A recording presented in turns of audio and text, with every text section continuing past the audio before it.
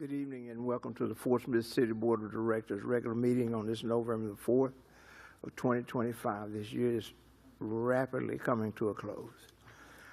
It's this time. Keep in mind these meetings are being televised live for the benefit of our residents who cannot be with us in person.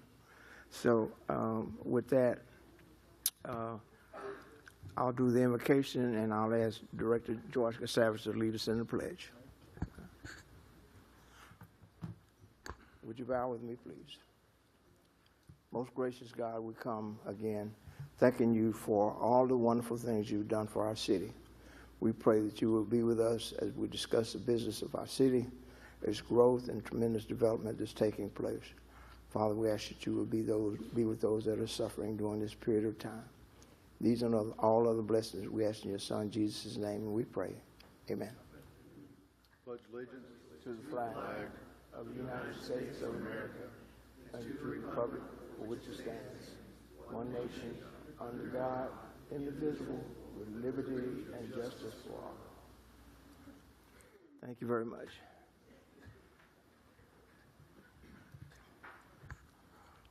Madam Clerk, if you would, please call the roll. Directors Rigo. here. Good. Here. Kemp. Here. George Cassavas. Here. Christina Cassavas. Here. Settle. Here. Martin. Here. Okay. Thank you very much. At this time, I'll ask if there's any member of the Board of Directors that may have any item of business not already on the agenda for this meeting. Okay.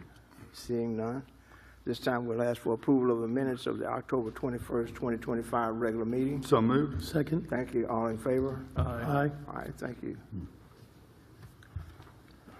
This time we'll go to the first item on the agenda. Mr. Dingman, you recognize.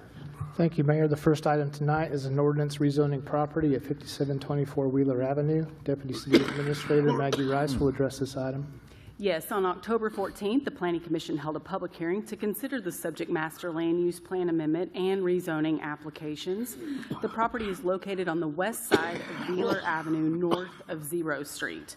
The proposed master land use plan amendment to general commercial and zoning to commercial heavy will allow for the existing church to operate as an event center. A neighborhood meeting was held on October 1st. There were no neighboring property owners in attendance. At the Planning Commission meeting, Mr. Brett Abbott was present to represent these applications. There were none present to speak in favor or opposition.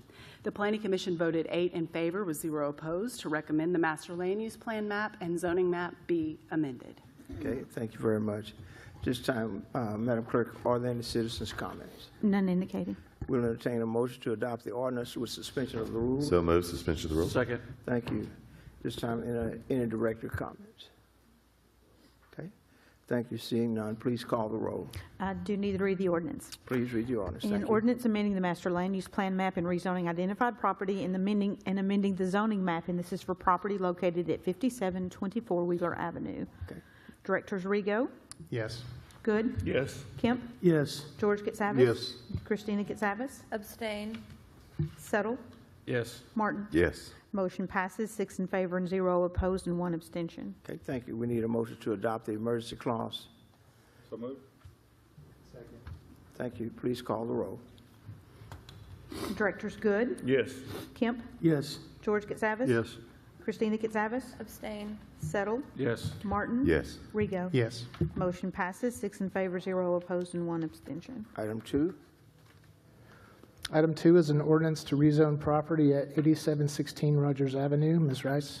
Yes, on October 14th, the Planning Commission held a public hearing to consider rezoning property located at 8716 Rogers Avenue from residential single-family duplex, low to medium density, and commercial heavy to commercial light, or a C2 zoning district.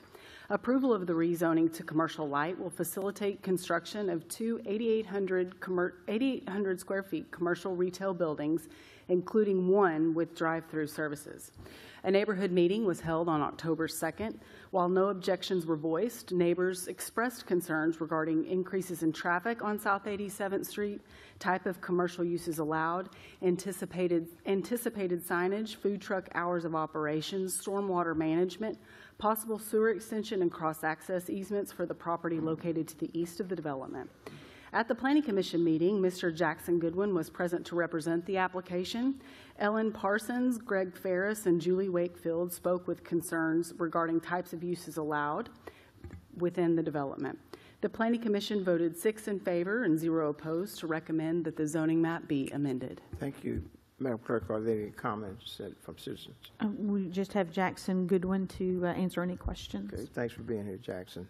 This time we entertain a motion to adopt the ordinance with suspension of the rules. So moved. Second. Thank you. Any director's comments? Okay. Seeing none, I do need to read the ordinance. please. Ordinance read the rezoning ordinance. identified property and amending the zoning map, and this is for property located at 8716 Rogers Avenue. Directors Kemp, Yes. George Katsavas? Yes. Christina Katsavas? Yes. Settle? Yes. Martin? Yes. Rego? Yes. Good. Yes. Thank you. It's approved, 7 in favor and 0 opposed. We need a motion to adopt the emergency clause. So moved. Second. Thank you. Please call the roll. Directors George Katsavas? Yes. Christina Katsavas? Yes. Settle? Yes. Martin? Yes. Rego? Yes. Good. Yes. Kemp? Yes. Motion passes, 7 in favor and 0 opposed. 3, Item 3 is a resolution tabled to tonight's meeting from the October 21st regular meeting. The resolution would approve a project to construct a truck wash bay at the Solid Waste Services Department. Director of Solid Waste Services, Dwayne McDonald, provided some additional information related to the bids received on the project. That information was in your agenda packet for tonight.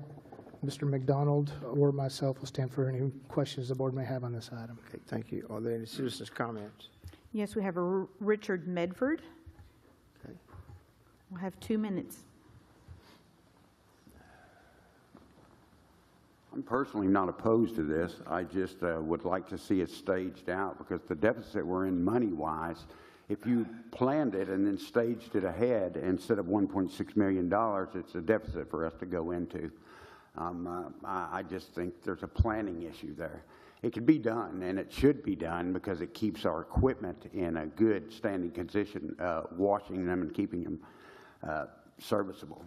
But the $1.6 million off the cuff is a little much. You literally have to stage it out to make it feasible for us to do. Mr. Rego, there's a couple of comments you made. I don't know if they're directly to you, but politically correct playing, that's deplorable. And I'm going to ask our audience, those that speak, let's keep our conversation to the item on the agenda, please. Okay.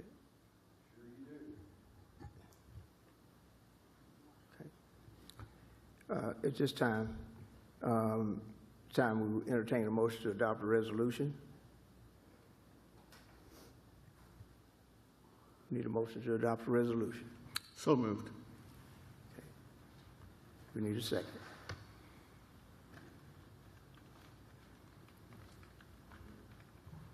Okay, we need a second.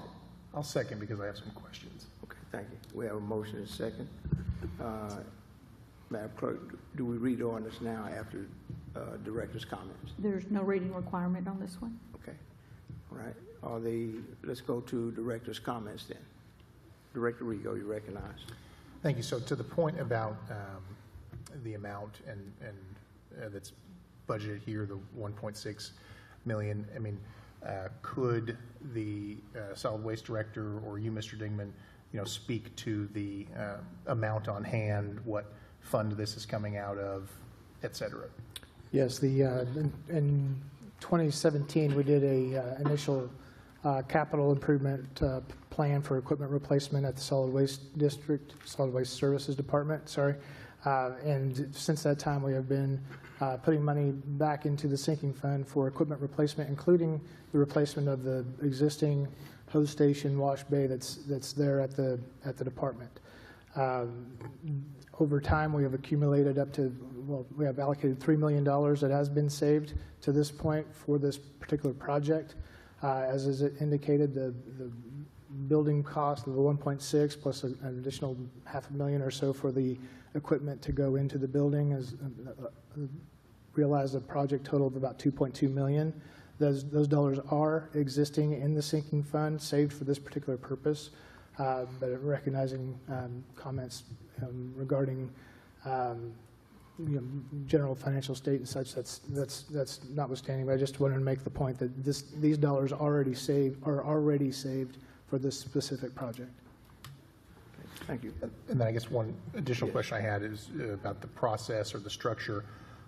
You know, if this were to proceed, you know, what does the timeline look like for, you know, the rest of the equipment expenditure being brought forward? Why are they separated? Why are they not handled together?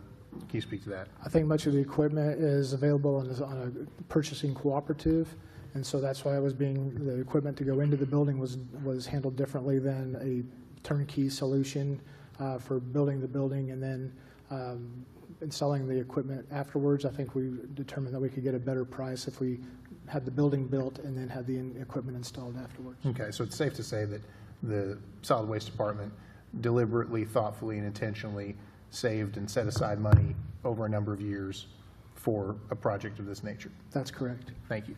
Director Good, you recognize. Thank you, Mayor. Thank you, Director Rigo. You actually asked a couple of the questions that I was wanting to point out. No, very good.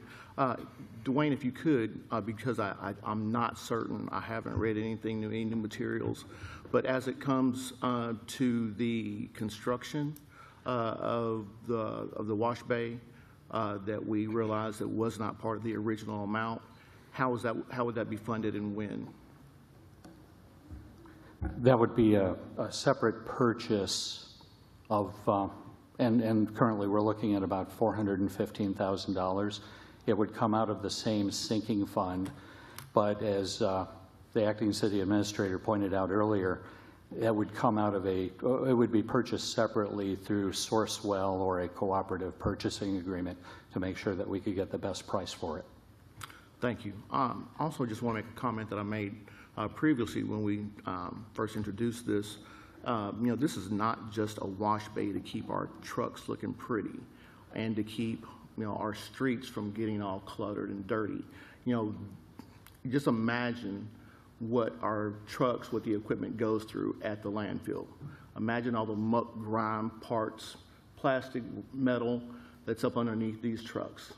You know, this speaks to the longevity of our equipment, and we're already, you know, discussing how we're going to pay for our equipment moving forward because the price of equipment goes up and up every year. So I think it's the utmost importance that we take care of the equipment that we have now. Thank you. Director Christina Casavas, you recognize.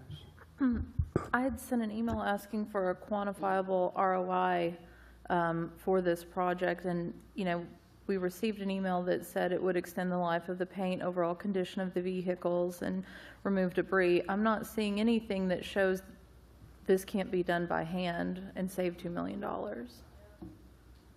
So is there a quantifiable ROI? Because, you know, what I worry about is we're always looking to automate, and what we do is we automate people out of jobs. So if we go through with this, are we letting someone go? Are we eliminating a position? No, it would be a matter of the people who are currently doing that work, which are the drivers of the trucks, spending less time washing the trucks and being able to do that under you know, greater weather conditions.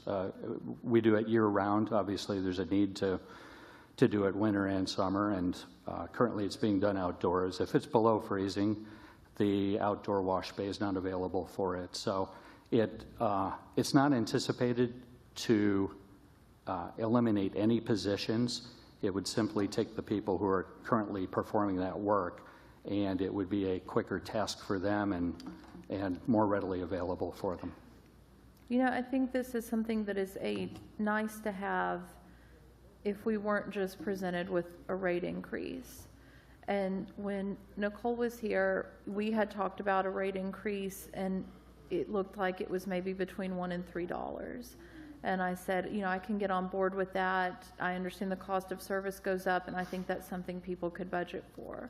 But what we saw at the study session was quite a bit more than that. And when you have people on fixed incomes, they can't budget for, you know, $15 or $25 or $30, $40 increase.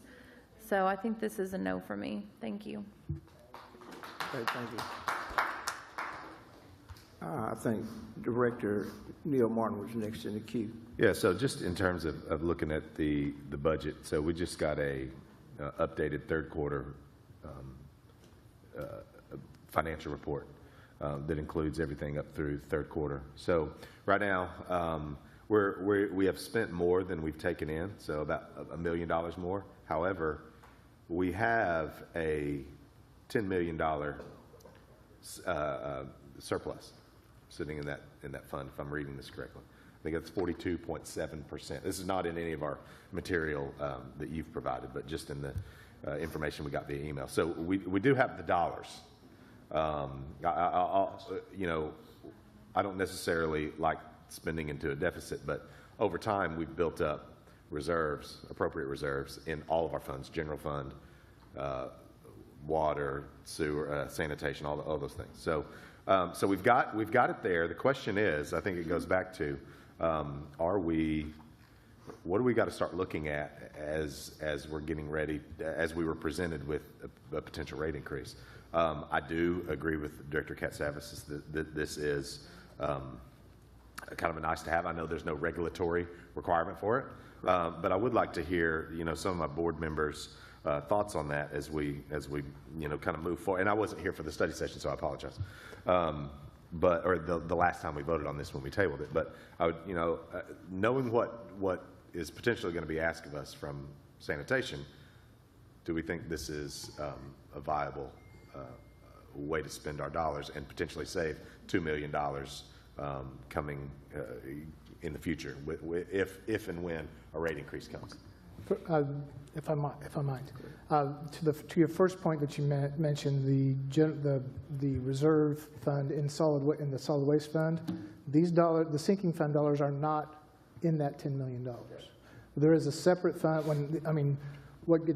There is an amount transferred out of the operating fund each year into a capital reserve fund, a sinking fund. So that's where these dollars are. The dollars of here have already been transferred out to the sinking fund. Yes, they've already been transferred into the sinking fund incrementally over the last 8 years. Yeah, kind of like a savings account. Right, for this specific project and for other projects. We've identified a number of trucks. So everything's on a schedule for replacement, and so their incremental amount is contributed to that sinking fund each year.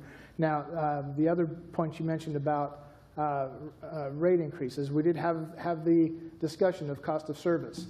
What we've contemplated on and will likely bring to you this month, later at the next meeting, is for consideration potentially a increase to the landfill gate rate, which is if you remember from that discussion, 75% of the tonnage that goes into the landfill comes through third-party haulers or comes through the gate and pays the gate rate. Okay. And so our gate rate is substantially lower than the retail market analysis would suggest. And it's also lower than our cost of service for operating the landfill. Okay. And so what we are going to propose, and Mr. McDonald has put together some language, we're working on that ordinance, to propose an increase to the gate rate for the landfill, but not to any of the other rates associated with solid waste services, including not the residential. Not the residential rate that I pay on my monthly water bill. Correct. Okay. Okay. I'll kind of listen. Director Kemp. Thank you, Mayor. For me, I'm a no on this, mainly because when I looked at the fiscal year 26 budget, the contingency reserve percentage is going to be 13%. And that's where we're going to be at 13% in the budget book, you know, that we have, which, you know, anything below 20%, you need to be thinking about cuts. And so I think we're going to need to look at the gate rate increase to get the revenue, which will bring a projected amount of money that will help not only the general fund, which needs help, but will help balance this budget. And then we'll put it back. And then this $3 million, I think, needs to be watched alongside one of the things that will come up as I've done a deeper look at this and talking with administration, is when we have to expand our landfill to the new cell, that's going to cost us around $12 million. And so is that going to be in 2 to 4 years? Is it going to be in 3 to 5 years? Is it going to be a little longer? But that's a big $12 million bite. I think this $3 million is a good way to get started towards it. And I know that you're sort of neutral in this as well, because you're the new one walking in, and so am I. This was from a 2024. And I just think a lot in the weather of the budget and how things have weathered out have changed. And for me, I can't get behind this particular move because I want to get behind you on other ways for a balanced budget. Thank you. Director Settle. Thank you, Mayor. I unfortunately wasn't here. I was with my daughter playing volleyball and watching her. Mr. McDonald, I got a question, and this came to me when I was driving by a city bus. Did you ever consider talking to the transit department and see if y'all could partner together to see if this is a feasible option for the transit department and the solid waste department together?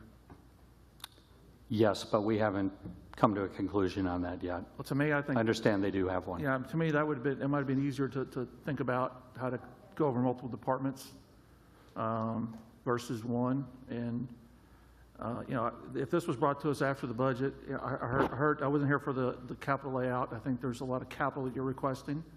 And I think the money should be well spent on the capital needs of the department versus something like this. And so, you know, to me, let's go through the capital, see what the cost of equipment is, because I know equipment costs are rising right now. And then, and if you can talk through this, maybe there's an agreement down the road that we could look at this down the road. Sir. Director Rigo. Jeff or Mr. McDonald, the balance in the sinking fund is about $21 million, correct? The materials say current balance in the sinking account is $20,840,716. That's correct. And so if we're talking about the sinking fund or those sorts of monies somehow being utilized to help with the budget or something like this of the solid waste department, I mean, we would have to take steps, correct, legislative steps to deprogram. I mean, stuff that's in the sinking fund, you have to take some step that's allocated towards construction and capital.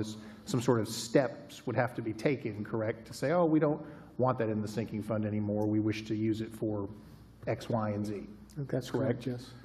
And so, you know, it's one of those things where we have, and it looks like, reading on here, that money is being set aside for wash bay, closure of phase A of a cell, new cell construction. And so, you know, this is what this money has been diligently set aside for over a number of years. And I think we should be cautious, no matter what decision is made on a wash facility tonight, about hollowing out that sinking fund in an effort to avoid some sort of rate adjustment, because the predominant portion of this sinking fund is being set aside for cell closure and cell construction. And so if you hollowed that out in the short term to ameliorate a rate adjustment concern, you're going to get to that point where you do need to shut down the cell and open up a new cell, and then you would have to adjust rates dramatically to account for that. So whatever we decide to do this evening about this particular project, the sinking fund and the diligent approach that's been taken by solid waste has a lot of merit. Okay, thank you. Director Christina Casavas. One of the things we talked about with that presentation was we talked about the gate rates, but we also talked about the need for new equipment. And part of that is what precipitated the discussion for the rate increase was the need for new equipment. And I think we've got budget coming up. We're looking at least a $10 million deficit going into that. We need to be thinking about every dollar we spend, every project we look at, what is the return on that investment? We can't keep throwing money away because it's nice to have. We need a return, a quantifiable return on every dollar we're spending. Thank you. Thank you. Director Good. Thank you, Mayor. Just conversation with my fellow directors. I am not pushing for this. You know, this is a project that came to the board, and as Director Rigo just spoke to, you know, reminder, this is a allotment of money that's set aside over time for these particular projects. And one of those projects is equipment. The other one is, you know, new construction of cells. So I want to ask you, Dwayne, I'm sorry, do you think that there is a better use at this time for that money in the sinking fund? And if there is, I'm all for it, but this was presented to the board as a request, as a good use of those funds and the need of the apartment. If this is not a current need, I'm all for voting against it, but if it's something that is needed, use, and we will see a return on the investment by taking care of our property, if you think there's a better way, a better option to use the money, I'd like to hear it. I would say the ROI on this is subjective. It's something that's very difficult to pin a dollar figure to. We've talked about some of the advantages of the project. Having looked at that and talked about it, though, it's not something that is a regulatory requirement for us. It's something that we have operated without. If the board decides not to proceed with this at this time, we'll continue to serve our customers and continue to wash the trucks as we have been. So it's, like I said, it's kind of a subjective thing. We do have landfill cell construction coming up within the next few years, and I believe it's scheduled starting 3 to 4 years from now. So we're going to need to look forward and make sure that we have money set aside for that as well. Yes, sir. Okay, thank you, sir. I appreciate the honesty and appreciate the conversation among the board. Thank you. Director Kemp? Thank you, Mayor. Just wanted to clarify with my colleague, Director Rigo. I definitely agree with you. I don't want to see us pull the $3 million from the sinking fund. But the sinking fund, when you look at balancing the solid waste operating fund, one plan in balancing a budget is going to potentially maybe be accruing less money into the sinking fund, which makes me think that we need to protect what is in the sinking fund. And I think the question we have to also answer, I think, is are we accruing enough for the cell expansion?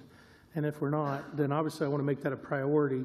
And then on a thought, just thinking about like the Mayor's Youth Council and thinking about ways to connect with the next generation and workforce job creation. But I think it's a great opportunity to some of these kids that are looking to figure out what they want to do if they don't want to go to college. A pressure washer at the landfill, washing vehicles even in the cold of winter. Sounds like a wonderful opportunity. Thank you, Mayor. Okay, thank you. Any other comments from the board? This sort of reminds me of when we went to automated trash pickup. It was a long, arduous debate about whether or not we could continue manual pickup, where the employees picked up the trash by hand. And we did go to automated, and it saved us tons of money and injuries, et cetera. Now I'm concerned about, what about, will it lengthen the life of our equipment if we could use an automated system to clean them thoroughly? Would you have any comments on that? Yes, sir. I would expect it would lengthen the life of the equipment and maybe lower maintenance costs somewhat because you're keeping it cleaner and keeping debris out of the undercarriage of the trucks. Again, I don't think we have data to be able to put a dollar figure to that. It's just, it's a best practice, I guess I would call it. It's kind of like at home you would wash your own vehicle to take good care of it, but you don't really know what difference that's going to make in the long run. Okay. Thank you very much. Are there any other comments from the board? Madam Clerk, you can call the roll. Directors Christina Getsavis, No. Settle, No. Martin, No. Rigo, No. Good, No. Kemp, No. George Getsavis. Motion is defeated with 0 in favor and 7 opposed. Thank you.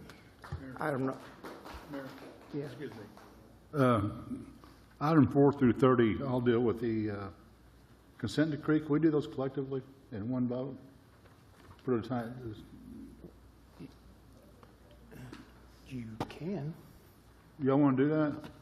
Or do you want to hear them? It shouldn't take long, but at least we put them all on record as individuals. They'll still be on record, won't they?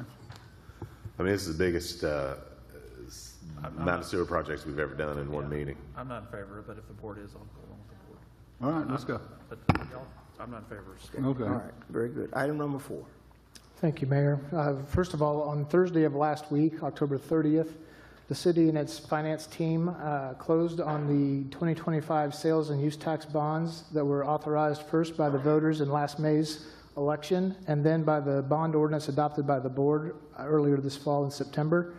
The city received the $100,007,564 to fund consent decree projects, and we now have the cash on fund to authorize those projects.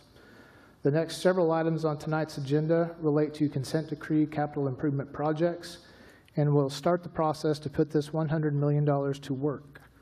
There are 9 construction projects presented for board approval, and all of them have an associated engineering contract for construction observation, so there are 2 resolutions presented tonight for many of these projects. There are also 7 additional design contracts presented for approval. All of these projects combine for a total of just over $77 million, summarized on pages 87 and 88 in tonight's agenda packet. This will get the bulk of the bond funds allocated and get the project started. There are additional design contracts for consent decree wastewater projects that will be brought to the board in the next few weeks to obligate the remaining $23 million. As we go through these items, the city's engineer, Jimmy Johnson, will be able to respond to questions on each specific project. We also have with us Lance McAvoy, Andy Richards, Ben Martz, I think, and myself. Other members of the staff may respond to questions regarding the bonds or the projects presented. Items 4 and 5 are related to consent decree remedial measures project number 17-09-C1. A proximity map of the project is on page 94 of your packet. Item 4 is a resolution approving a construction contract with Inliner Solutions, LLC, in the amount of $5,316,733 for the repair and replacement of 13,816 linear feet of sanitary sewer mains and 101 manholes over the course of 270 days. Item 5 is a resolution approving a contract with Half and Associates for construction observation on this project in the amount of $452,830. Staff will stand for questions on these items. Okay, thank you very much. To Director Katsavas' point, can we bundle those items that are together? Yeah. Instead of taking Yeah, them that's what I separately? wanted to do. So don't vote on 4 and then vote on 5. Just vote on 4 and 5 together. 6 and 7, yeah, however they're. If the So- motion, so Like vote 4, You 5, need- 6. You need a motion for that? So So I make a 4, motion. 5. I make a motion. I have to- a point of inquiry. Yes. As we work through the agenda, are they all bundled in pairs? Are they all pairs? the first. Well, please just point out if we're bundling something incorrectly. I will, okay. So we need a, So 4, 5, we can bundle, Yes, sir. okay? What else can we bundle? We'll get, We'll get to those. Okay. We'll get those when we do. Well, 4, I mean, it's 5. all doing consent, basically the same. Yeah. I mean, But I think it's important that we take the time to vote on them properly, so, okay. Number 4, at this time, so are there any comments, Madam Clerk, on either item 4 or 5? Yes, for 4 and 5 is Levon Morton. Okay. Former Director Levon Martin, you're recognized.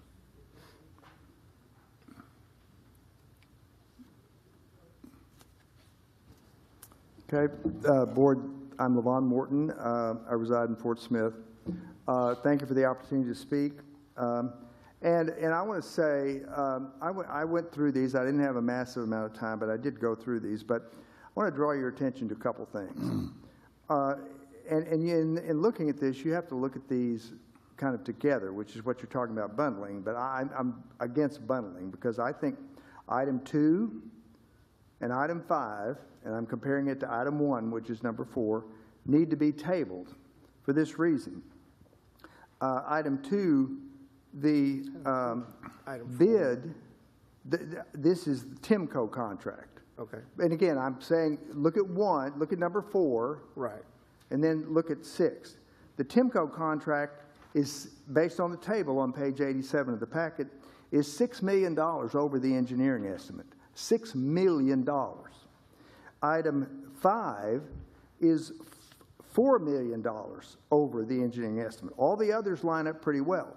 And if you look at 1 and 2 in detail, you'll discover that 2 is about twice the size of 1. And so you'd say, okay, it would be reasonable that the bid would be double, or maybe a little more than double, but it's really 3 times as much. So the taxpayers have $6 million on the line on number 2 and $4 million on number 5. These are out-of-town contractors, not local.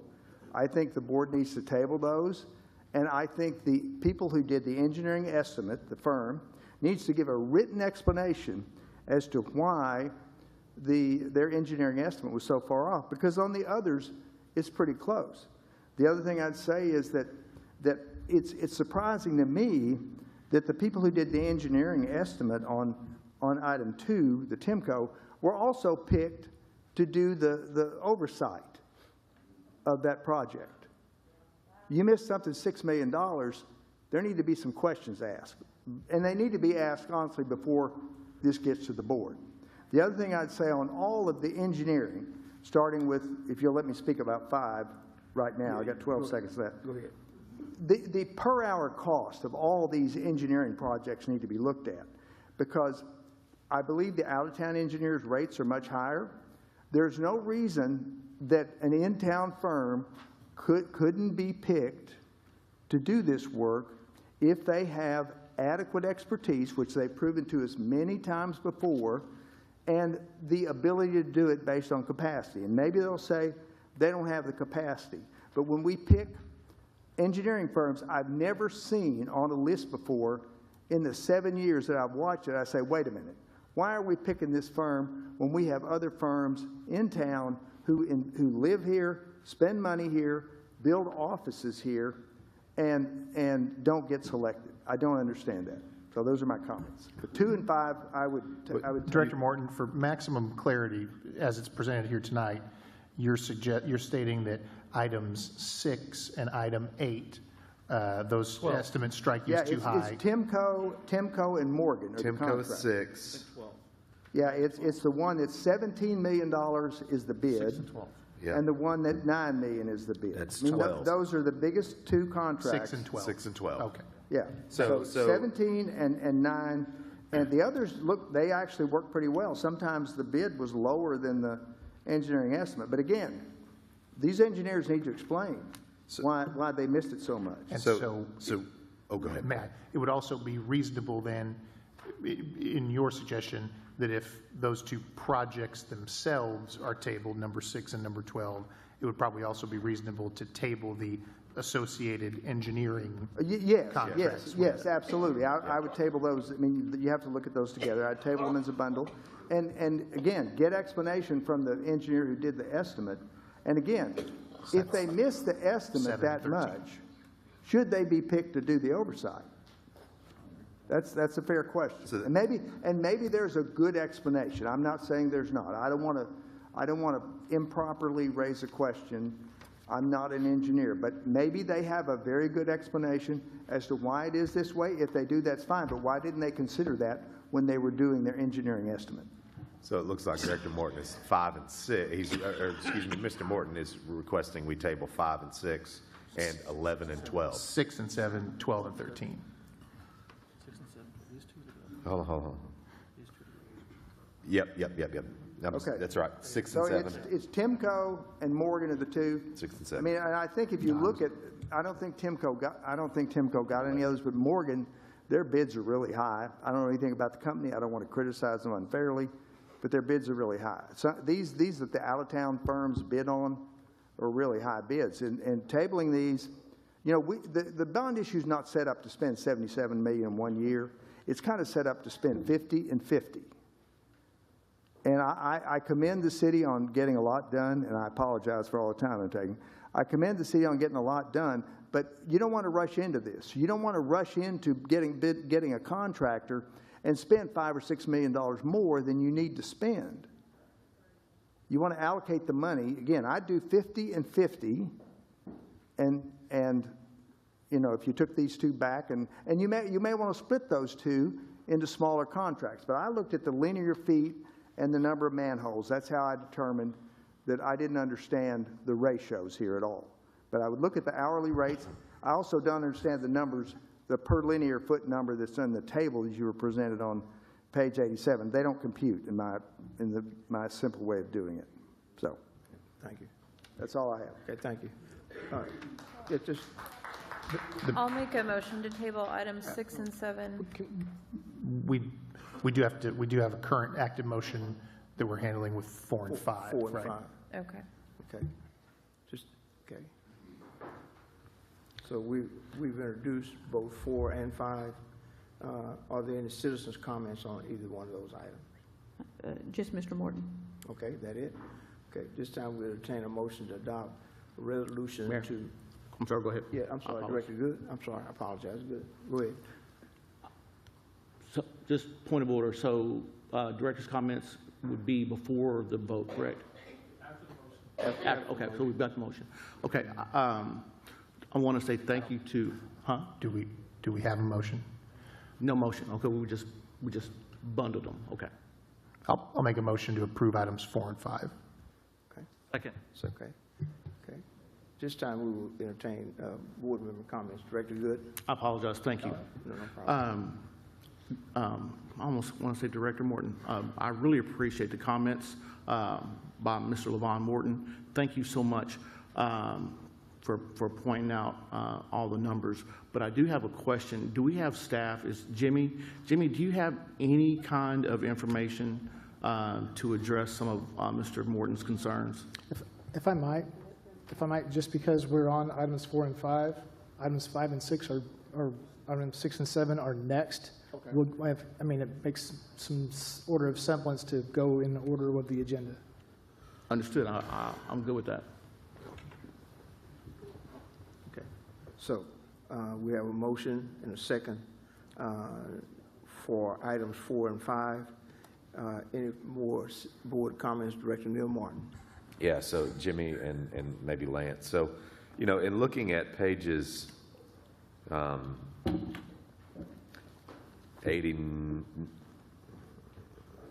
I had it here, 89, 90, 91, that Director Morton mentioned, you know, it has the breakdown of costs. And, but really page 91, if Josh would show that up there. 91, when you look at this kind of gives you an idea of where some of this work has been done. So if we were to approve all, I guess the graphs in the upper left-hand corner in terms of the lines and the manholes. So it shows, you know, a certain amount that's been completed, a certain amount under design, remedial measures, awaiting bid, pending design, other things. If these, I mean, there's a number of manholes, there are a number of lines here. How much does this, because part of the consent decree is you got to do X number of lines, X number of manholes. Where does this get us if we were to do all these projects? Now, we've said we're going to table some of these, and I'm sure that'll come to us at a later time. But where does that get us in terms of this particular graph? Because I've been big on showing the citizens the progress. And you can go on our website, fortsmithr.gov, I think /consent decree, and you can see a graph that shows these manholes and these lines. Can you give me an idea of the progress we would make through this? So all the projects that are up for the construction is 117,900 feet. So that's that orange right there in that top graph. Right. Right there. Thank you, Josh. Yep. So that's what's going under construction. Now, the modification to the consent decree requires that we do 50,000 linear feet per year. But I think there was some expectation for us to do some catch-up work in the first year, if I'm not mistaken. So as you know, we do not have a modification yet, and we are waiting on the government to reopen. That's stopped because of the government shutdown. Sure. What they are looking at is certain milestones, and we are trying to ensure that we meet the annual milestone, which is between 40 and 50,000 linear feet and a certain number of manholes each year, but over a 3-year period, 150,000 linear feet. So we are trying to move forward because right now, believe it or not, construction costs, we've seen a decrease in that. So we want to get these contracts locked in before the construction costs go back up. Sure. But that's where you're looking. And so with, to give you an idea, what's left to construct now, not what's orange under construction right now or been finished, but what we're looking at on design work, and this is later on. That's going to be about,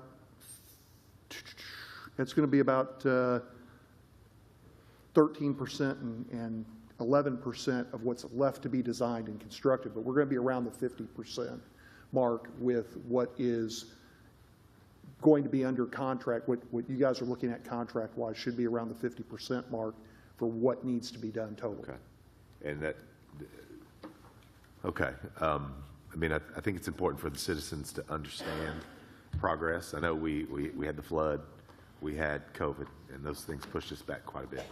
I want to make sure that we're clear in what the citizens should expect in terms of our milestones. I mean, this is $77 million. I know we're taking some off the table, but or some off the table tonight.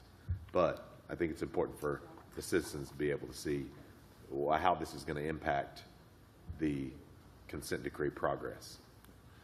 This actually will do two things. Number one, it shows to the state, who has been a large supporter of Fort Smith and has really helped us over the last 3 or 4 years, as well as DOJ and EPA, that we are serious. We've got the bond funds, and we are moving forward. And there will be allowed, we will be allowed to do some banking. So if we get 60,000 in 1 year, and we can only get 40,000 linear feet in another year, as long as we're meeting that 3-year and then making a good effort on the others. The state is even, talking about helping us with some of that minimum footage per year, but they understand the 150,000 linear foot because that would fit into what we're looking at for finishing the consent decree in the time frame that we're talking. Okay.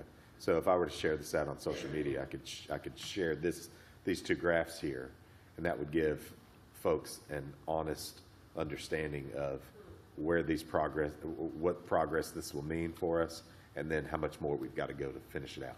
Correct. Is that a true statement? That is a true statement. Okay. Thank you, Director Settle. Thank you. I'm going to go off what Neil talked about. I was going to bring this up at the end, but I'll bring it up now to the board. As we did years ago, we need a progress report on a monthly basis. Engineering team should be able to do it. Take the map on page 94 if you want an example for this project. It's got, here's the area, here's the lines, here's what's under construction in red, here's what's to be done in yellow, here's what's finished in green, updated monthly on the website, to the board, to the citizens.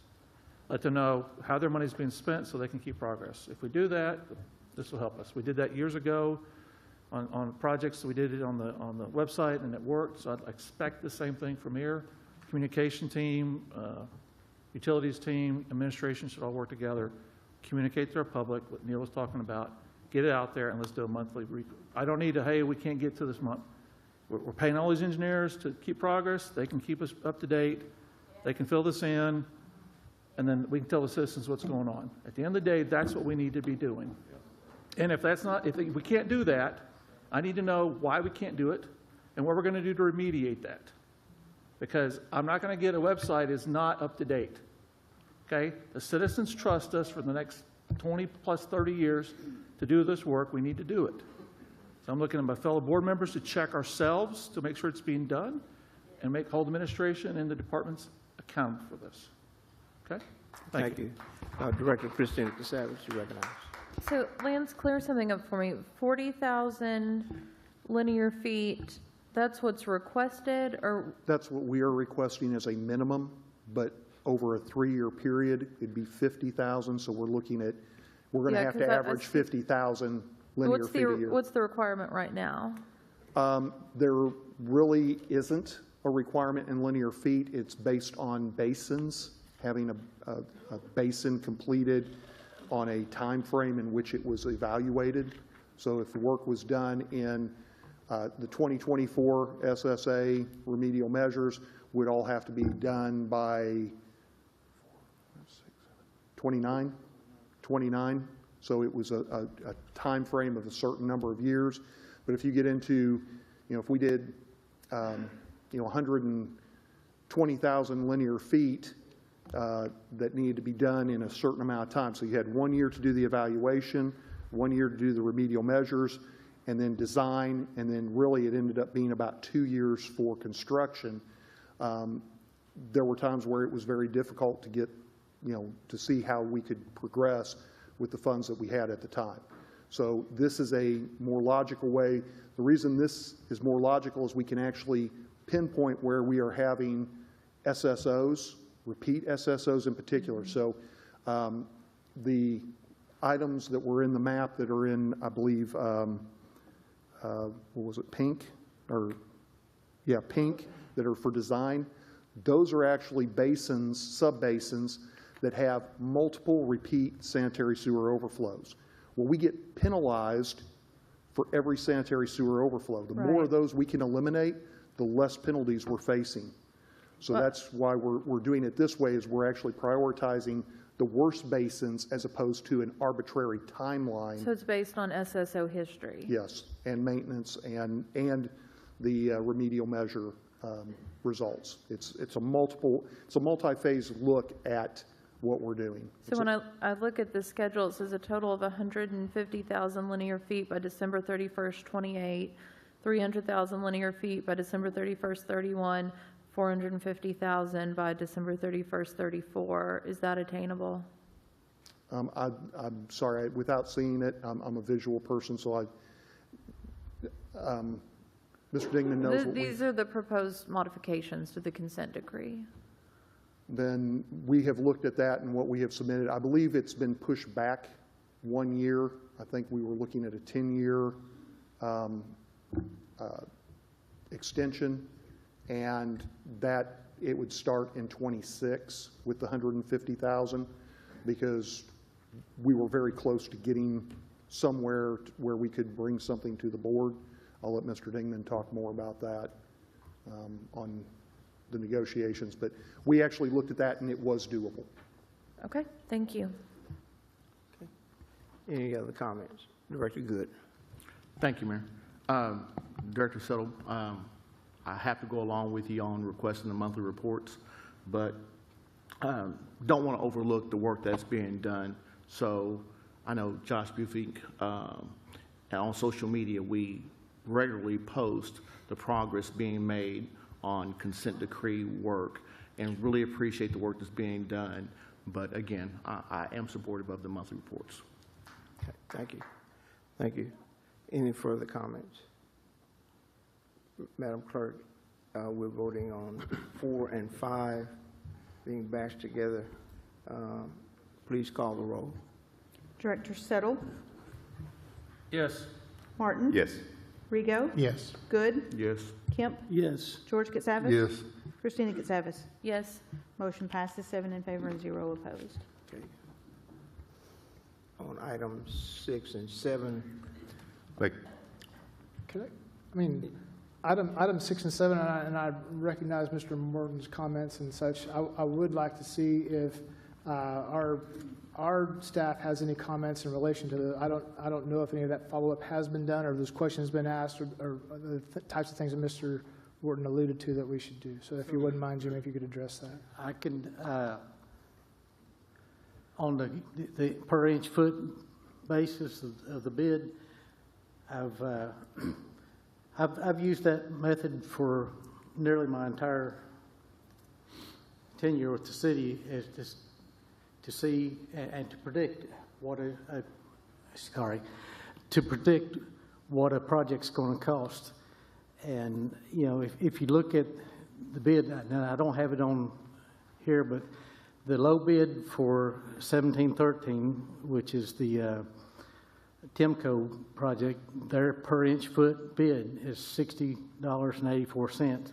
The high bid for that particular project was $79.51 per inch foot. And if you look at the other inch foots, there's some other ones in there that have a higher comparison. It's just a method of comparing those two together to see where you are on a truer basis. It's just, instead of just looking at the number of feet or number of, you get the length of the pipe and the size of the pipe in the comparison. Also, we do have a representative from Hawkins and Weir that can address some of the comments about the low engineering estimates. If you want to do that now, or ask. Yeah, I'd like to hear that.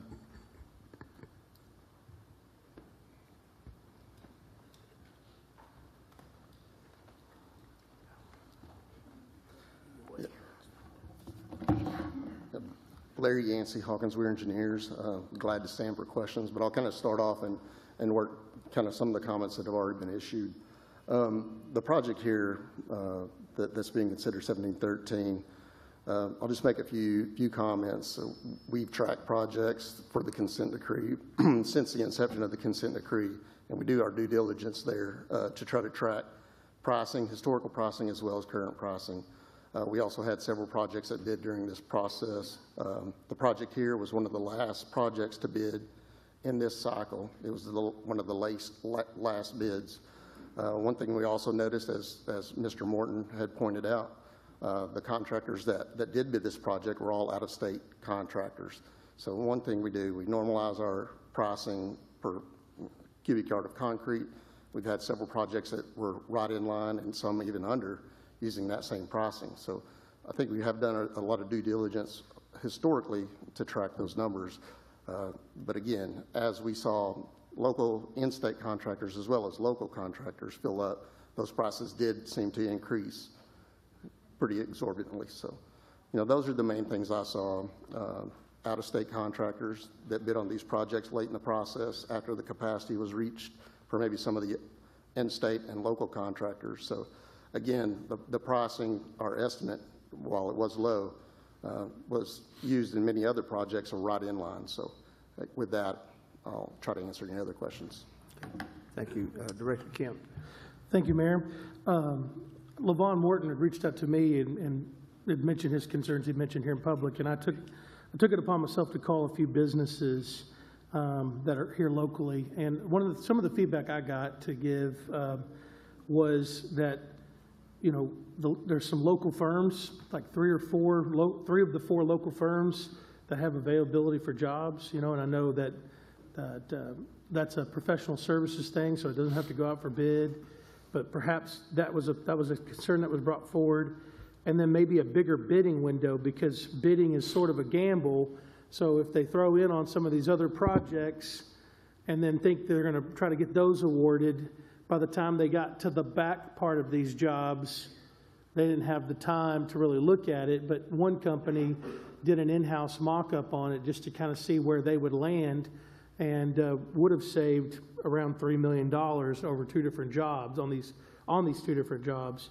And then I was sort of asked, I don't know if this is a question that you can answer, Mr. Jimmy, but there was a question about how bid tabs weren't open for this, so they couldn't really kind of look at review. And maybe there's a strategic reason why the bid tabs weren't opened, or somebody can maybe answer that. I can take a first stab at that. Kind of what can happen should a project not get awarded, if those bid tabs are released, it kind of puts the parent low bidder at a disadvantage in any potential situation moving forward. In my history, I've been corrected on that in the past, where a project wasn't successful. The low bidder filed a letter, I think maybe even with the city administrator, pointing out that. And so until the award is made, typically the certified bid tabs aren't released. So. Okay. What about, can we expand the window just even a little bit? I know we wanted to get as much as we could in a tight window, and then it looked like we were going to try to do them on one day, then we went to 3 weeks. But what I'm being told is we could put that over 3 months. It allows a company perhaps to scramble, and if they didn't win the low bid on, say, job number 2 of 8, but they can come back at jobs 6 and 7 and 8 if they had a bigger window. Do you think that's an idea that we should consider going forward? I would defer to city staff on that. We don't really set the bidding windows, and so I would defer to city staff. Thank you. Thank you for your time. Yeah, I would just tell the board, I think one of the things that I would like to see us encourage us to do is also look at our other local firms, especially when 3 of the 4 local firms outside of Hawkins here have availability for work. And I think they need to be looked at as well and considered. Thank you. Director Settle. Thank you, Mayor. Thank you very much for being here. My question is, this is the largest project. Director Morton Levon did what I did. I went through and used an Excel spreadsheet, went through everything, kind of normalizing everything together. When you look at each item, this is 30,000 linear feet, over 5.5 miles. Was there any consideration of breaking this up into smaller chunks? You know, everything else is 50, you know, we got 17,950, and then everything else is under 15,000. Why didn't we take this and lower the amount? Because there's nothing really special from in the area. It's a general area. Why not split into 2 different functions? So to what Director Kemp brought up is maybe those guys are not trying to scramble to do 30,000 linear feet. They can do in 15,000. This, you know, this reminds me of what happened when we did those projects. Those $22 million projects. One big project split into 5 different ones. We saved money. So was there any discussions about kind of saying we need to split this because it's just too big? The original SSA was done as one sub-basin, and I think the project always stayed as one sub-basin. I didn't personally have any discussions with city staff about breaking it into smaller projects, but maybe that should be a discussion, because, you know, if you came back and, you know, it doesn't fit the math that I'm seeing, because the project next to it from Crampton Reynolds does 8 and 12 inch, 17,950 feet, and their price per foot, not inch, but price per foot, just quick math, is a lot lower than this. And so that's where I'm kind of looking at it. I think if you look at how those projects bid as well, I think there was a 3-week window.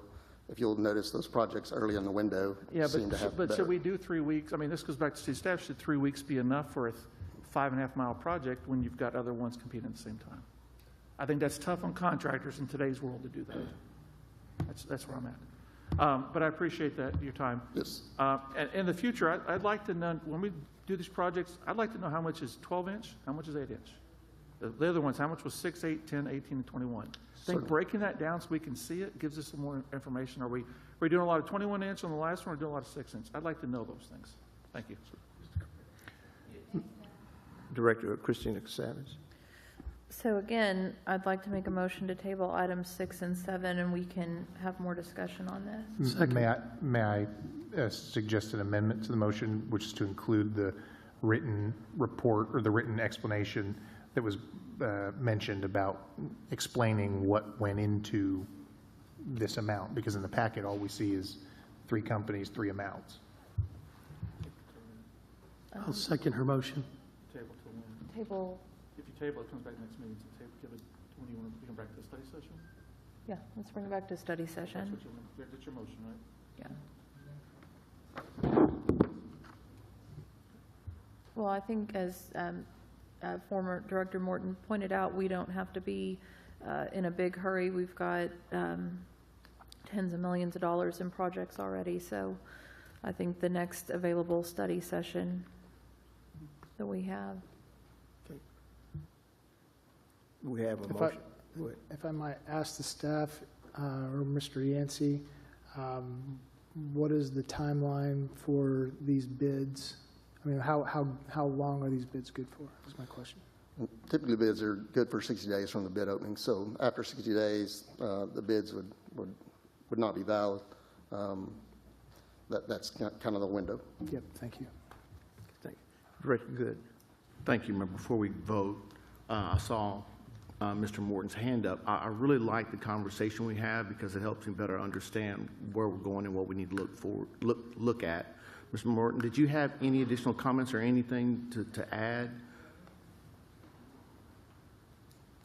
Well, I just want to add that I agree with Director Settle that taking this contract and breaking it into 2 contracts that would be about the same size as some of the others would be one way to deal with this really high bid, and you might get more bidders.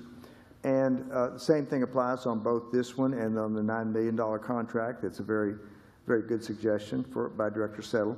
And that also eliminates the disadvantage of the original bidder, because they can then allocate their bid between the two contracts without anybody knowing what they're going to bid on a smaller piece.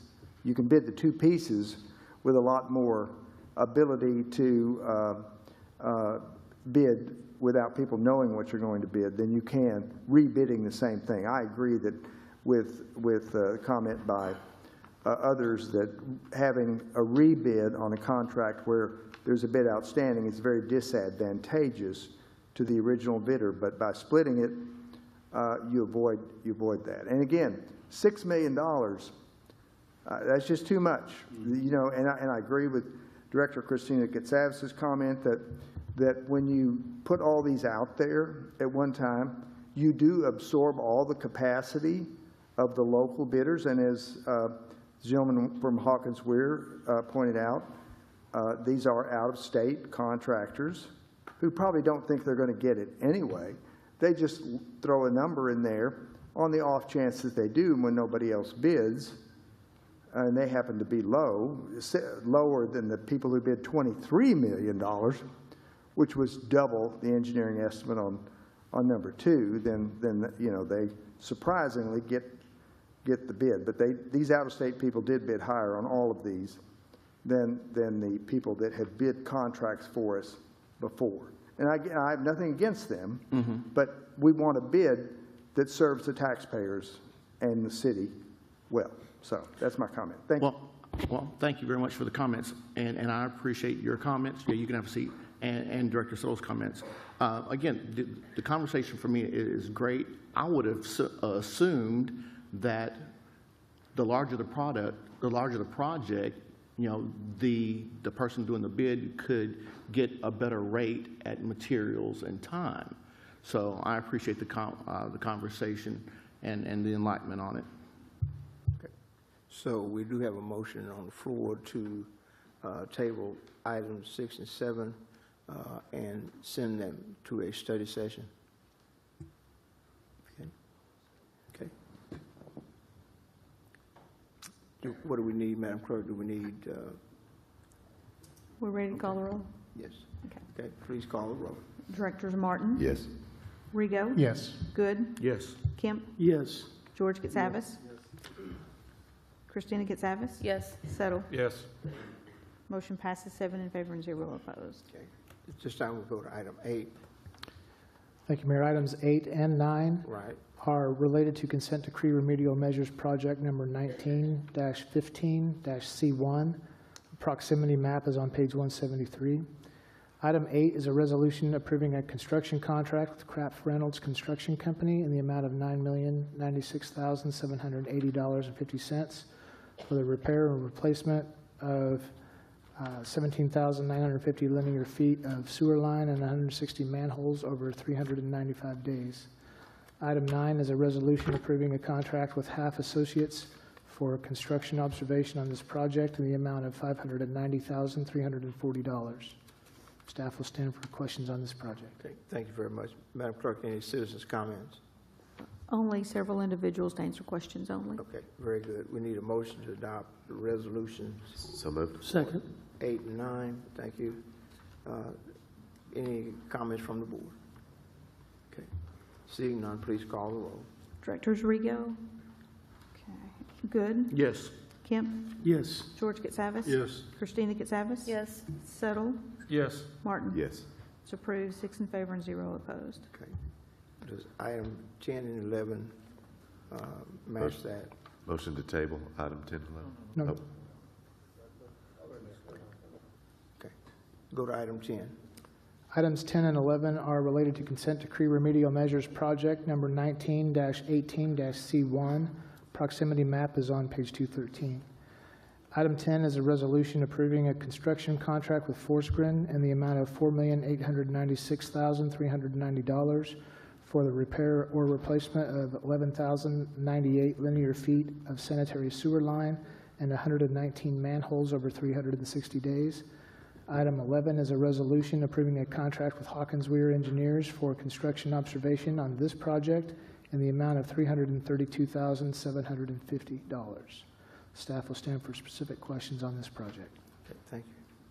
Any citizens' comments, Madam Clerk, on either 10 or 11? Only those to answer questions. Thank you. This time, we'll entertain a motion to adopt the resolutions. So moved. Second. Thank you. Any other directors' comments? Okay. Please call the roll. Directors Good, Yes. Kemp, Yes. George Katsavas? Yes. Christina Katsavas? Yes. Settle? Yes. Martin? Yes. Rigo? Yes. It's approved, 7 in favor and 0 opposed. Now we'll go to item 12. Items 12 and 13 are related to consent decree remedial measures project number 19-19, proximity map on page 251. Item 12 is a resolution approving a construction contract with Morgan Contracting, Inc. in the amount of $9,111,352 for the repair or replacement of 12,640 linear feet of sanitary sewer line and 130 manholes over 300 days. Item 13 is a resolution approving a contract with Hawkins Weir Engineers for construction observation on this project in the amount of $344,250. Staff will stand for specific questions on this project. Are there any citizens' comments? Only to answer questions. Okay. I need a motion to adopt the resolutions for 12 and 13. I'd like to make a motion to table items 12 and 13 to Second. a future study session. Okay. Thank you. Madam Clerk, please call the roll. Oh, I got a question, Mayor. Yes. Thank you. Jimmy, on this item, we don't know what size of pipe we're going to be doing in this area. Can we get a list of the size pipe in this area? It's generally 8 to 18 inches. I see that we're crossing Midland Boulevard. Looks like one of the green lines. I'd like to just understand if that's bigger than 18. I just want to see the size. If you can get to us later in email, that's fine. Okay, so we're crossing Midland Boulevard, that's in a separate contract. Okay, I'm just trying to look at the green lines. It's in a capacity project, Okay. and Yeah, if that's a you- 42 inch. If you wouldn't mind, if we can just get that Yeah, to the we board, I can- we can do appreciate that. Thank you. Thank you. Madam Clerk, please call the roll. If I could get some clarification on the motion, was that pending study session discussion as well? And the same thing, And also a written Reason. explanation of the bid. What numbers we voting on? 12 and 13. Oh, we're tabling 12. Voting to table. Okay. We good? Yes. Directors Kemp, Yes. George Katsavas? Yes. Christina Katsavas? Yes. Settle? yes. Martin? Yes. Rigo? Yes. Good. Yes. Motion passes, 7 in favor and 0 opposed. We'll go to 14. Point of inquiry, Mayor, could the rest of these items, if there are not any objections, could those be Yes. grouped together? Yes. Or do we really want to break them down? I'm fine, I'm just asking. Let's do them individually. It's not taking that long. Okay. Thank you.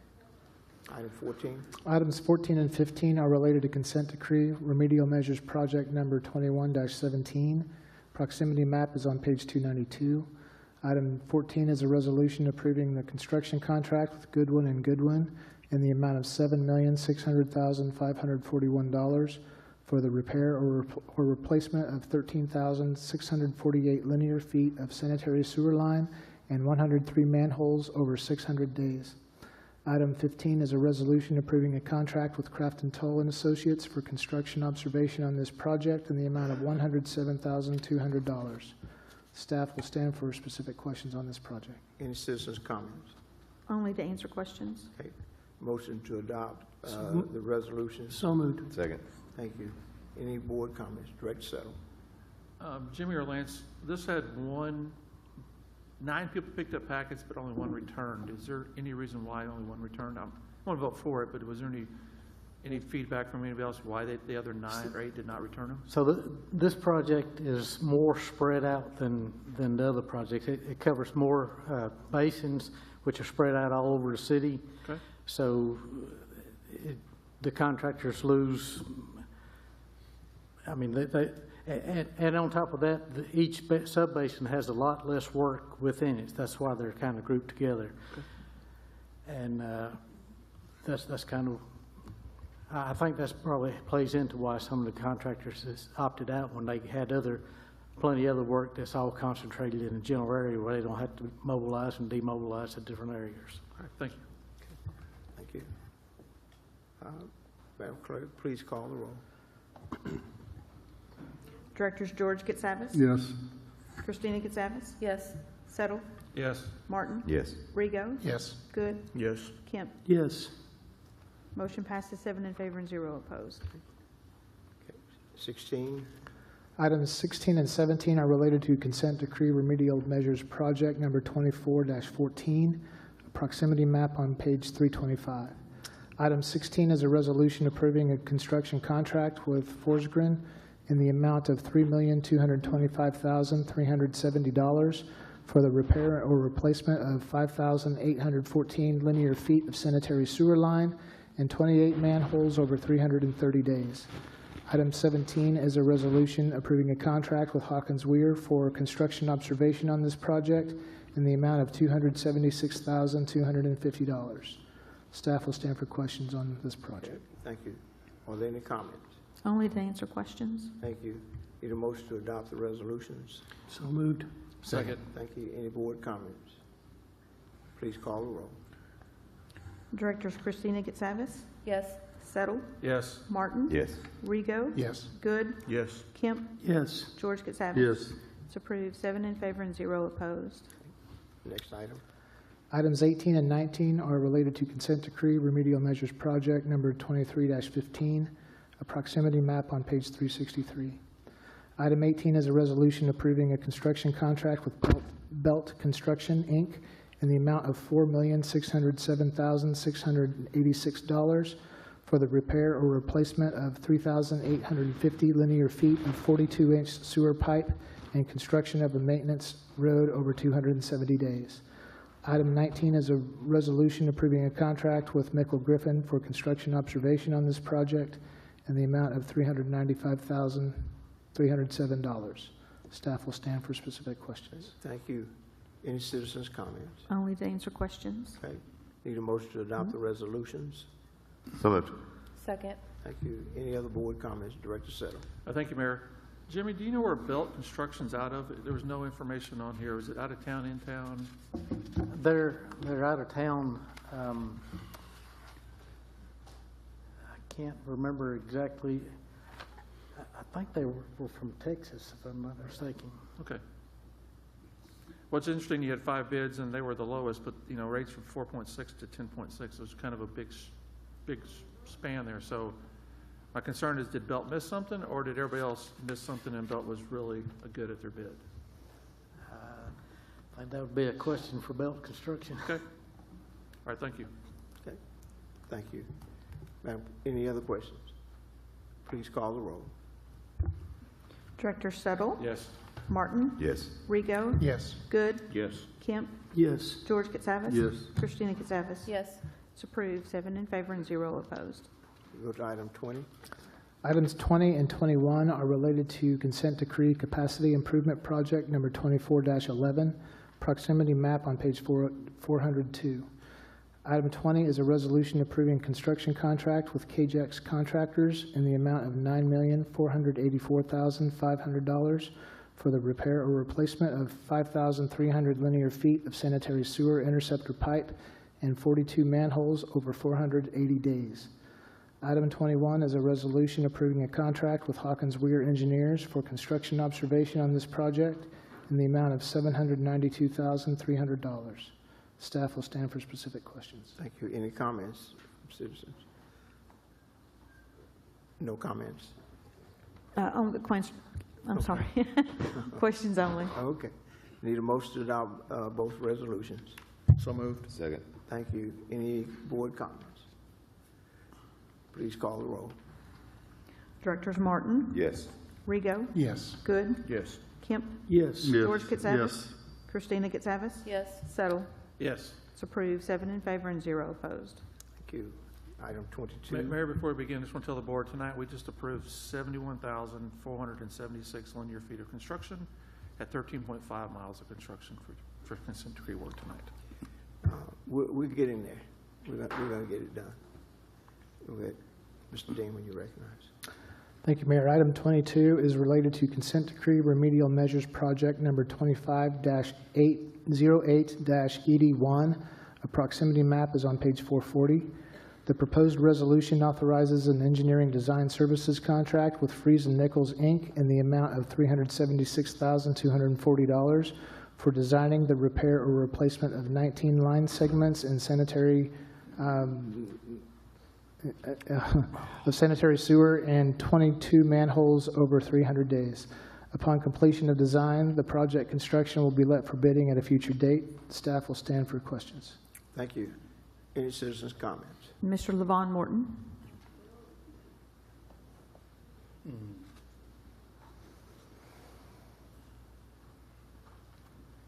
Thank you for the opportunity to speak. On this one, you know, I just want to clarify, I think all these engineering firms are definitely qualified. It's just a matter of the large out-of-state firms, their average per hour rate is generally going to be higher, and that needs to be considered. At the same time, I would acknowledge that the Utilities Department may have a very good reason why that firm was selected. And as long as that's clear to everyone, then I think it's fine. But you need to understand, one of these is in the Northeast and the other one is primarily in Texas. So, and there are a lot of engineering firms, including some of the ones selected by Utilities Department in the city that have in the past done very good work. So now I don't have a preference for one over the other. There are a lot of good ones here. It's just that general consideration. So, and again, it may be a capacity issue. It may be that by doing all these contracts all at the same time, we're straining the local capacity, and that's something to consider. So, thank you. Always, thank you. We need a motion to adopt a resolution. So moved. Second. Thank you. Any board comments? Madam Clerk, please call the roll. Directors Rego, Yes. Good, Yes. Kemp, Yes. George Katsavas. Yes. Christina Katsavas. Yes. Settle. Yes. Martin. Yes. It's approved, 7 in favor and 0 opposed. Item 23. Item 23 is related to consent decree remedial measures project number 25-09-ED1. Proximity map is on page 478. The proposed resolution authorizes an engineering design services contract with Garver LLC in the amount of $179,602 for designing the repair or replacement of 10,615 linear feet of sanitary sewer line and 3 manholes over 270 days. Upon completion of design, the project construction will be let for bidding at a future date. Staff will stand for questions. Okay, thank you much. Any citizens' comments? Only to answer questions. Thank you. Need a motion to adopt a resolution. So moved. Second. Thank you. If there are no board comments, please call the roll. Directors Good, Yes. Kemp, Yes. George Katsavas. Yes. Christina Katsavas. Yes. Settle. Yes. Martin. Yes. Rego. Yes. It's approved, 7 in favor and 0 opposed. 24. Item 24 is related to consent decree remedial measures project number 25-10-ED1, a proximity map on page 512. The proposed resolution authorizes an engineering design services contract with McClellan Consulting Engineers in the amount of $265,111 for designing the repair or replacement of 9,915 linear feet of sewer line over 180 days. Upon completion of design, the project construction will be let for bidding at a future date. Staff will stand for questions. Thank you. Any citizens' comments? Only to answer questions. Thank you. Need a motion to adopt a resolution. So moved. Second. Thank you. Any board comments? Please call the roll. Directors Kemp, Yes. George Katsavas. Yes. Christina Katsavas. Yes. Settle. Yes. Martin. Yes. Rego. Yes. Good. Yes. It's approved, 7 in favor and 0 opposed. Thank you. Item 25. Item 25 is related to consent decree remedial measures project number 25-11-ED1, proximity map on page 545. The proposed resolution authorizes an engineering design services contract with Hawkins Weir Engineers in the amount of $395,440 for designing the repair or replacement of 67 segments of sanitary sewer line and 27 manholes over 210 days. Upon completion of design, the project construction will be let for bidding at a future date. Staff will stand for questions. Are there any citizens' comments? Only to answer questions. Okay, we need a motion to adopt the resolution. So moved. Second. Thank you. Are there board comments? Please call the roll. Directors George Katsavas? Yes. Christina Katsavas? Yes. Settle? Yes. Martin? Yes. Rego? Yes. Good? Yes. Kemp? Yes. It's approved, 7 in favor and 0 opposed. 26. Item 26 is related to consent decree remedial measures project number 25-12-ED1, proximity map on page 580. The proposed resolution authorizes an engineering design services contract with INS Group, Inc. in the amount of $282,380 for designing the repair or replacement of 6,451 linear feet of sanitary sewer line and 131 manholes over 245 days. Upon completion of design, the project construction will be let for bidding at a future date. Staff will stand for questions. Thank you. Are there any comments, Madam Clerk? Only to answer questions. Okay, motion to adopt the resolution. So moved. Second. Thank you. If there are no board comments, please call the roll. Directors Christina Katsavas? Yes. Settle? Yes. Martin? Yes. Rego? Yes. Good? Yes. Kemp? Yes. George Katsavas? Yes. It's approved, 7 in favor and 0 opposed. Item 27. Item 27 is related to consent decree remedial measures project number 25-13-ED1, proximity map on page 618. The proposed resolution authorizes an engineering design services contract with Half Associates in the amount of $418,600 for designing the repair or replacement of 6,852 linear feet of pipe and 6 manholes over 200 days. Upon completion of design, construction will be let for bidding at a future date, and staff will stand for questions. Okay. Are there any comments from citizens? Only to answer questions. Thank you. We need a motion to adopt the resolution. So moved. Second. Thank you. Are there any board comments? Please call the roll. Director Settle? Yes. Martin? Yes. Rego? Yes. Good? Yes. Kemp? Yes. George Yes. Katsavas? Christina Katsavas? Yes. It's approved, 7 in favor and 0 opposed. 28. Item 28 is related to consent decree capacity improvement project number 19-19-ED3. A proximity map is on page 657. The proposed resolution authorizes an engineering design services contract with Hawkins Weir Engineers in the amount of $197,390 for designing a sanitary sewer capacity improvement project involving 2,700 linear feet of sewer line and replacement of 10 manholes over 150 days. Upon completion of design, the project construction will be let for bidding at a future date. Staff will stand for questions. Thank you. Any citizens' comments? Only to answer questions. Thank you. We need a motion to adopt So the moved. resolution. Second. Thank you. Any board comments? Please call the roll.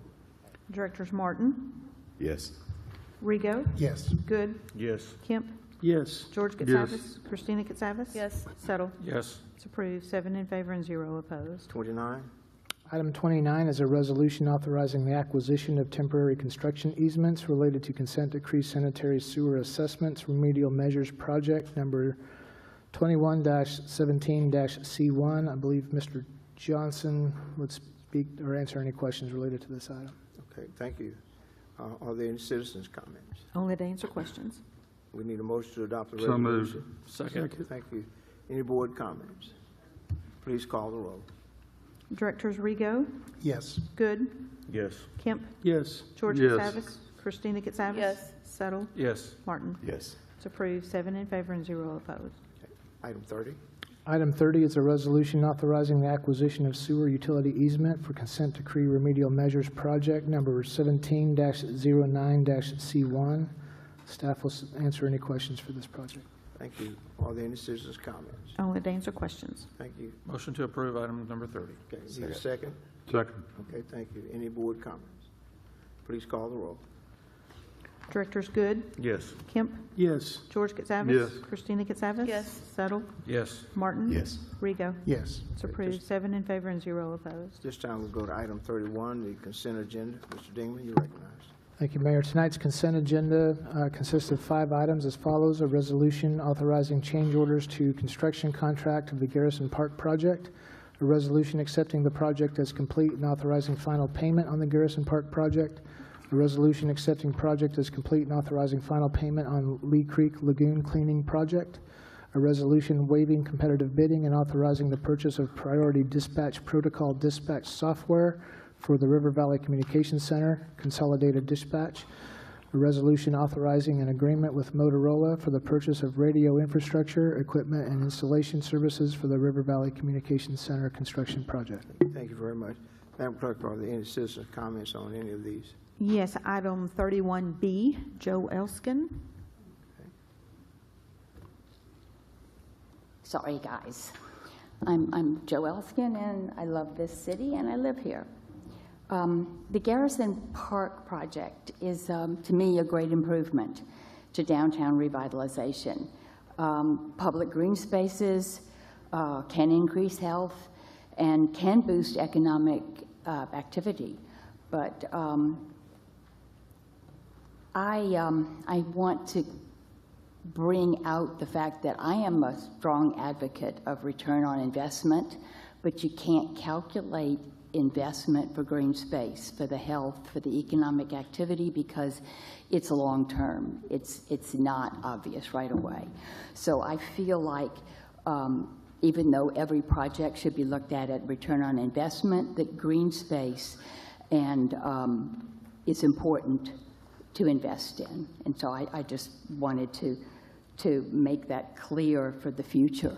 It kind of brings me to an aside, which I have no business saying, and I'm sure I'll be sorry to say it, but I have disagreed with everybody on the board, except everybody up there except for Sherry. Okay, Sherry, you're good. But I've never ever made those disagreements, disappointments public. When I disagree with your opinion, I do it in email and privately. And I wish everybody did, because it seems to undermine the function of the board for you all to listen to personal. I mean, that's private. That's between you and the voter. That is not public. So I'm sorry. I know I have no business saying it. And Mayor, you should be gaveling me out, turning my microphone off. Thank you for your service. Thank you, Joe. Okay. Any other item for I have discussion? a question on 31E. E? Yeah. Okay. I have one on C and E. Okay, let's go to C and then we'll go to E. What'd you say, C? I said C and E. C and E. Okay, go ahead. Item C. Item C, yes, Lance or Jimmy, thank you, Jimmy, Mr. Jimmy. I'm all for the work being done. I am being mindful, just because I've had some budget conversations with administration in preparation for the budget hearing, and I'm thinking about the good old debt coverage service ratio as we come to the close of fiscal 25. Is this work going to be completed in this year, or if we approve, it's already done? It's already done. This is final payment. Okay, that was not made clear to me. This is final payment, so never mind. My comments will stay for other things then. I am nervous about that. Thank you. Item E. Yeah, I don't have any on D. Okay. I have one. I had one on D, or I mean E. E. E. So on page 894, there's a list of questions, the statement of essential use, source of funds, those are unanswered. Also, I want to confirm, it says RVCC 911 funds, so all funds are coming from there, none of them coming from the general fund? In 2026, there will be no general fund need for the 911 fund, as we are going to use the funds from the state to What about fund 27? 27, there will be. How much? Until we get the operating costs, anything over the state funds that we get would be split 70%, the city of Fort Smith, 30%. So 700,000? It's about $1 million a year? I'm sorry, I must have misunderstood your question. How much money will be coming out of the general fund after 26? After 26. So if it's 70%, it's a little over $1 million a year, right? I think So that's I think about it's 700,000 a year. Yeah, I'm pulling up that cost right now. Also, do we have the cost of construction for Borough Road to turn this into a 911 call center? Because I know we were asking Bozeman to carry forward a request for some funds, and I couldn't figure out why we would do that if it's all covered by the state. But if it's not covered by the state past 26, so the state has mandated this, but they're not funding it. Right, there are two different things there. We did ask for a congressionally directed spending award for this project. We were not successful in getting that. Was that for the construction at Borough Road? That was specifically for the equipment, and I think So that was we for covered this contract. Yeah, the Motorola was part of that. Right, and we do not have yet a guaranteed maximum price from the construction manager on the construction of the building.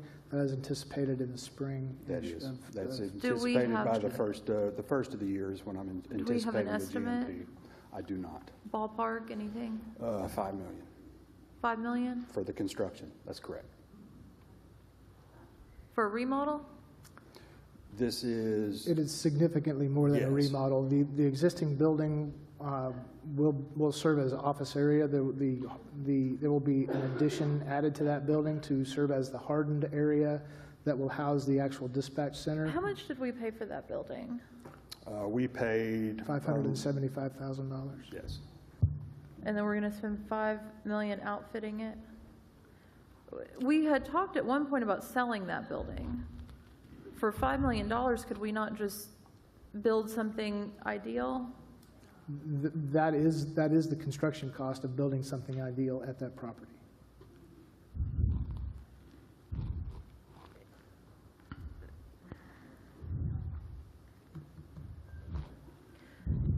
I think we should table this. I'd like to hear what my other directors think, but I think we should table this till we get some more information. Because in this 899-page agenda packet, the information we had did not make clear what the obligations are going to be going forward. And I know there's a clause in the contract that says if we don't appropriate funding, there's a clause for that. But I'd like to hear what everyone else thinks. I'll actually second that. I had a question on this, Mayor. My understanding from looking at this is that, and Andy, maybe you can answer this, but is it not a $2.2 million starting in '27 that we're looking at from the general fund for a 911 center?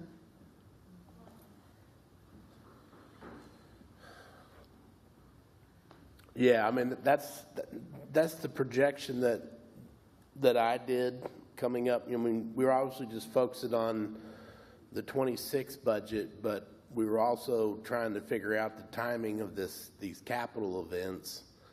And so we did a couple different scenarios, and when we came up with, using we've got some 911 revenues that got transferred over from Sebastian County, and also are now getting the state 911 revenues in this fund. And so we were able to operate through 26 without having any contributions from the city or the county in 26. But also doing this lease purchase for the equipment and also the capital project, we estimated doing a borrowing by dedicating the 911 revenues to doing this $5 million project and basically amortizing over 20 years. And that got our contribution to the 911 fund down to about $2.3 million in 27. And we're going to be at about that level going forward for the next 4 years while we pay the Motorola lease purchase off. I think what we need to do is we need to table this. I think we need to sit down with our representatives from the state and make an appeal to them. What we've got here is an unfunded mandate. We can't afford it. And I think we need to speak with them and, let them know where we're at and see what we can get done. Thank you. I would like Dr. Milam, I'm sorry, to address the timing of this issue and just to let the facts be known. And I agree that a lot of this timing is coming up pretty quickly. And the reason for this is that this proposal that we have is down significantly from the first proposal. We are cutting back as much as that we can for these costs for that reason. Can you hear me? Okay, sorry. For that reason, we wanted to make sure that we were reducing the cost to this one. This proposal that I have before you tonight has got a time limit of November the 20th. After November the 20th, we lose $713,000 worth of incentives on this equipment. And that's the reason I'm bringing it for you tonight rather than later, is for that reason. So this law took effect in 2019, correct? This mandate, 2019? Yes. So we've waited 6 years. Now we're up against a deadline. Now we're operating in crisis mode. Let's table it to next week, study session. Where's the incentives coming from? I'm sorry? Were the incentives the state incentives or is that Motorola? The Motorola has given us I mean, to me, if incentives. they wanted a business, they probably would say they extend incentives. Yeah, which is, I mean, I think if they really want the business, they would extend the incentives while we try to figure out what Director Casavas is suggesting here. Sure. So I like what Christina's saying. Do you want to call a special meeting and a study session tomorrow, next week, so we can talk about it? If we decide to vote on it, we can. Is that kind of what you're suggesting? Sure. Sure, certainly. So motion to table till next week with a special meeting called to talk about this one item? I'd like to hear what everyone else I'm not thinks trying to put words in first. your mouth, so please. That's fine with me, let's do it. No, that's fine. That's fine. I'm good with that. The $2.2 million is, Yeah. it's pretty concerning. I mean, knowing what we've got to do this year in terms of general fund cuts in the general fund, then add another $2.2 million on it in a couple of years, I think that's pretty significant that we need to be aware of. I have some frustration, and I don't feel like this was spelled out in our agenda packet. And I just want more information. Yeah, I'm with you on that. I guess my look to the administration is, what does our current 911 center cost us today? And what does the 911 center cost the county today? And is those two items equal what's being proposed to us long-term, or are we actually going to see an increase in cost with the proposed consolidation 911 center? And that could be for next week. So I don't have to have it tonight. I could provide that. I've got that for the 911 board meeting today. I had that ready. Do you feel like you could get an answer on them extending their incentives? Can we ask them before this next meeting? I'm going to ask them tonight as soon as we get done. Thank you. Director Good. Thank you, Mayor. Dr. Milam, can you speak briefly to the efforts that the police department has been working on and for how long? I vaguely remember some comments that Chief Baker has made throughout the past couple of years on the efforts in this call center, and I believe Fort Smith having to take the lead on this. Can you speak to that at all? Absolutely. The legislation came down in 2019 with the idea of reducing the number of PSAPs in Arkansas to 77 PSAPs. The legislation that was referenced mandated the Arkansas State 911 Board to conduct a study and to provide a report no later than 2020 on the number of PSAPs and how to do that. In that final report, along with a report from Sebastian County, that Sebastian County and Fort Smith's PSAP would be consolidated. That's where, when they decided to do the engineering report, federal engineering report, that they decided to take Sebastian County and Fort Smith and consolidate. That was in 2021. We then set performance benchmarks from the state that said by January of 2023, a consolidation plan had to be submitted to the state of Arkansas. That plan was put together by the city and the county and was submitted prior to that date. The final date was that we had to be consolidated fully by January of this year. 2025. And that did not occur, and was the last few weeks of 2024, we were able to approve the interlocal agreement between Fort Smith and Sebastian County for this consolidated, basically creating the River Valley Consolidated Dispatch Center. Once we did that, in January of this year, we began looking at the locations for this. Just 1 second to add to that. After we got the interlocal agreement approved in December, we did petition the 911 board to give us an extension of 2 years for the actual consolidation into a consolidated facility. And so we are working against a deadline of January 1st of 2027. How much money is the county putting into this? 30% after the revenue. I mean, our number is 70%. The county's number is 30%.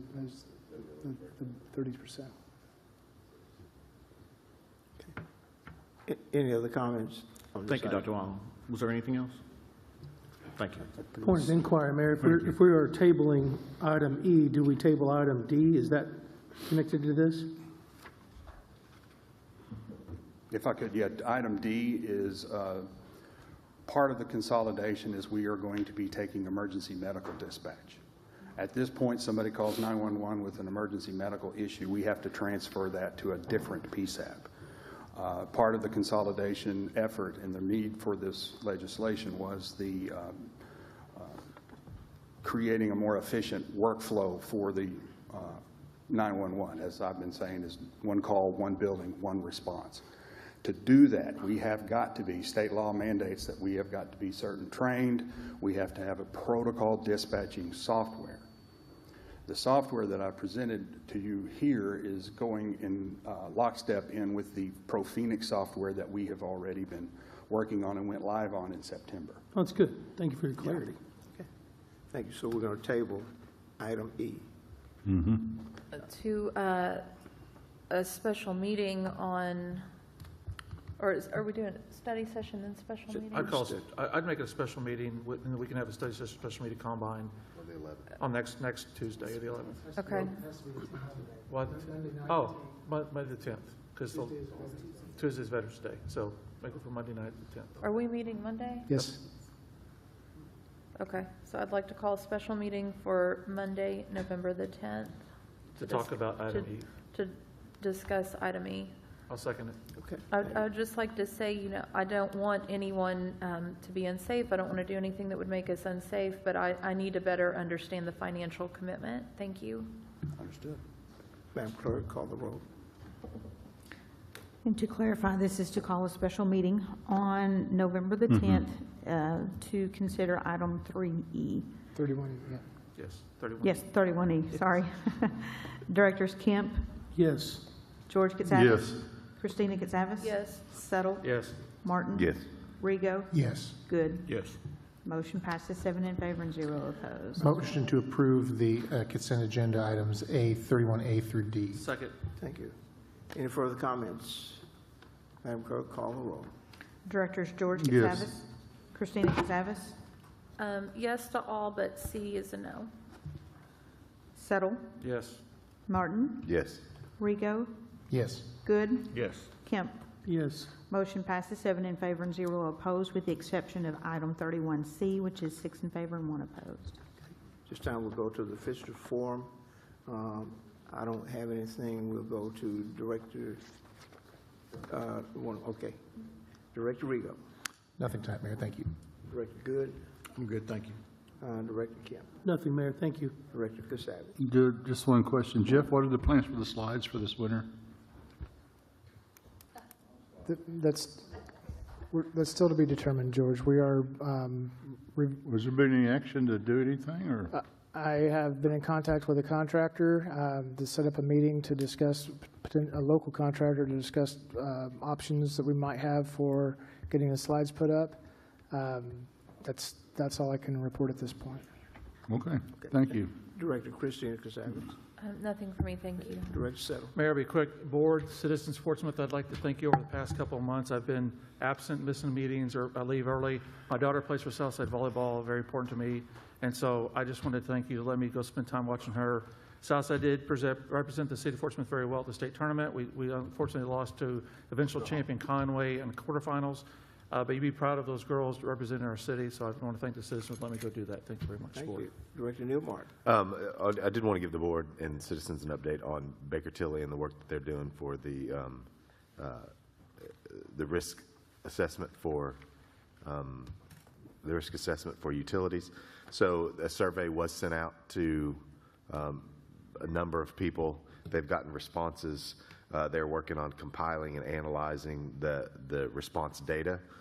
They have reached out to some of the folks on the audit committee to discuss some of those, and I think there's there will be a meeting coming up, but I just wanted everybody to be aware of that. They've sent that out. They've got responses, and so they're analyzing all that at this point. So I think that's good as we get closer to a risk assessment for utilities. Okay, very good. Thank you, sir. Mr. Dingman, you're recognized. Yes, just one thing I'd like to note that the city has hired a director of engineering. Mr. Todd Mitke will start employment with the city on January 5th, 2026. So we'll look forward to that. As mentioned earlier, in addition to the special meeting determined this evening, November 10th will also be our study session next week, as there is no meeting or study session on Tuesday, November 11th, due to the city offices closed for Veterans Day. Finally, November the 17th, we have our budget review session scheduled with the Board of Directors here at the Blue Lion, I believe 8:30 a.m. Start at 6 o'clock, right? 8:30 a.m. 6 a.m. 6 a.m., 8:30 a.m. Thank you. That's all I have. Thank you, Mayor. Thank you very much. If there's nothing else, motion to adjourn. So moved. Thank you. All in favor? Aye. Okay, thank you.